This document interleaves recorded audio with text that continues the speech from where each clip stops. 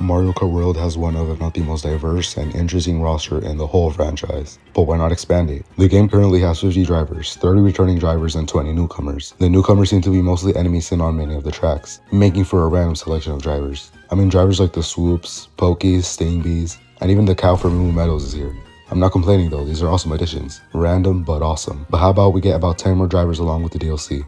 This game also brought back driver costumes from Tour, which is a nice touch, but some drivers could really use a few more. This is part 2 of my Mario Kart World DLC series. Part 1 was all about DLC tracks, so check it out if you haven't already. This video will contain some spoilers from that video, so yeah, just letting you know. But like I said, today I'll be talking about characters and costumes, so let's get into it. To start off, let's bring back some missing drivers and veterans that have been in past games but not here. Starting with the obvious. Where are the Kongs? Where's Diddy? Not that Diddy. Where's Diddy Kong? Dixie?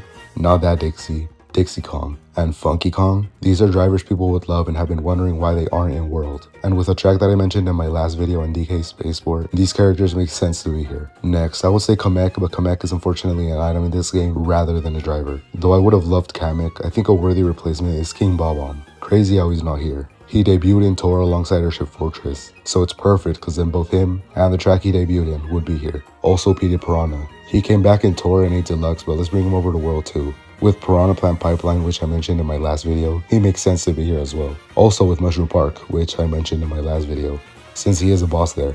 Moving on to new drivers, I think an awesome and much weighted addition would be Luma. Luma has been seen around this game at several points, such as in Starview Peak and Rainbow Road. Also, while making this video, the new Super Mario Galaxy movie that is coming next year was announced. So obviously Luma makes sense as cross-promotion, which I will be mentioning a little bit more later in the video. So yeah, I just think Luma would be a really neat addition.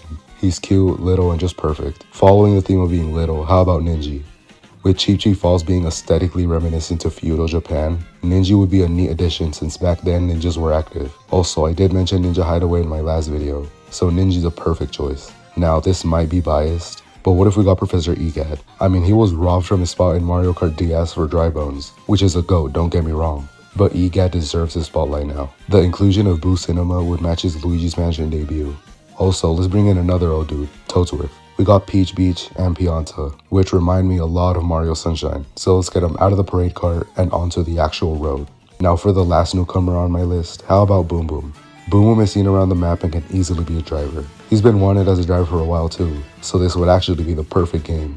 While making this video, it was also found out that the voice actors for Void Kong and King K. Rool are mentioned in the credits, so maybe they'll have a chance. Who knows, but it would work perfectly to promote DK Bonanza and its new DLC. Anyways, let's talk about character costumes. Let's start with Koopa. He already has some cool outfits. Shout out to the one that low-key looks like something Fade would wear. But I think there's one major addition that fans have been asking for. A Paratroopa. Sure, it's technically a different driver, but come on, Paratroopa has been playable since Double Dash and would fit right in as either a skin or a standalone driver. I'm pairing him up with Koopa here because, well, they're extremely similar. Same idea goes for Dry Bowser as a Bowserall. You can say these are more like honorable mentions rather than new drivers, but they're kind of a character pair. You can't have one and not think of the other. But now, let's talk about someone who really deserves more, Pauline. Pauline has been on a major rise lately in the Mario series, and yet in Mario Kart World, she only got one outfit, the Arrow one. That's wild considering she had some absolute bangers in Tour. Let's bring back her Party Time, Rose, and Cowgirl outfits, and you have to include her Mayor outfit from Odyssey. It's iconic, and it completes her style lineup perfectly. Also, how about we get an outfit based on the child version of Pauline? Or maybe even child Pauline herself. I don't know, but it would make sense. Moving on to King Boo. For King Boo, the only variant I would have loved to see was his Luigi's Mansion variant. It looks so cool, and I guess they were trying to reference it with his Pro Racer outfit, but it just doesn't hit the same. For Shy Guy, we can definitely get the ninja costume back, and maybe even the Explorer and Pastry Chef outfits from Tour. Rosalina has 4 outfits, which is not bad, but how about we add one more? I think it should be the Fire Flower outfit. The red looks clean, and why not have different colors for her? Baby Mario has 3, but I would have loved to see his koala outfit from Tour.